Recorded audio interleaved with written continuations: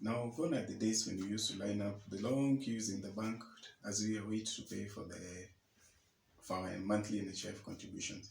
Now, with the advancement of technology, there are other simpler ways that have come up that we can use. We don't have to go and wait for the long queues in the banks, so that we can make the payments for the monthly contribution and also for the penalty in case of a default.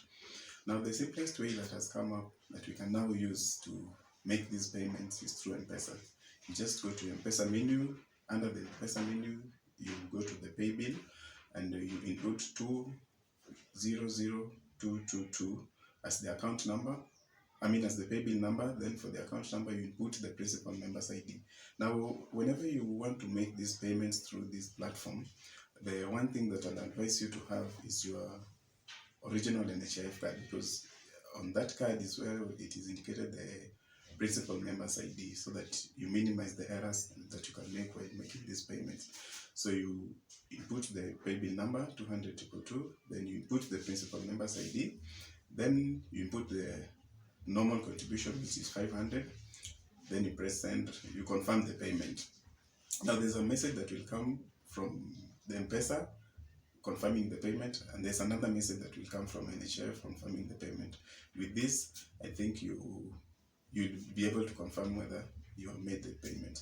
Now, if you want to make a large payment, let's say if you had defaulted and you want to make a large payment like 3,000 or 6,000, it is always better to break it down into small bits. Do not pay the total 6,000, because many a times when you try to pay the large amount, there's an error message that usually comes that is telling you. The error message usually says that the organization you're trying to pay does not exist. Such kind of a thing. I'm not so sure about. I can't have the exact words for that. So that usually comes about when you try to pay large sums of money at the same time. So it's usually prudent to try and split them, like pay 3,000, or 2,000, 2,000 times 3, to minimize the chances of the transaction not going through. Now, if you want to pay for, in case of a default, if you want to pay for the penalty, it's the same procedure, only that there's a little difference when you're inputting the account number, which is the principal member ID.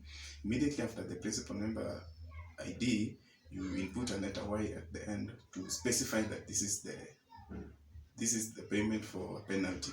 Now, the penalty is 250. So, for example, if you default for 1 month and you want to make the payment, it's usually prudent that you first pay the contribution, is when you pay for penalty. If you pay both of them together, they will all be consolidated into contribution. So let's say if you have a penalty of 250 and you want to make the normal contribution, so if you pay a total of 750, it will the whole of it will just go into the contribution. So you first pay the 500, then you pay the 250. 500, you just input 200222, then the ID number, then you just pay. Then when you're paying the 250, you input the same thing. The pay bill is 200,222, then the ID number, then a letter Y. You don't have to leave a space between the ID number and the letter Y. With this, I think it was a helpful information, and you can follow for more.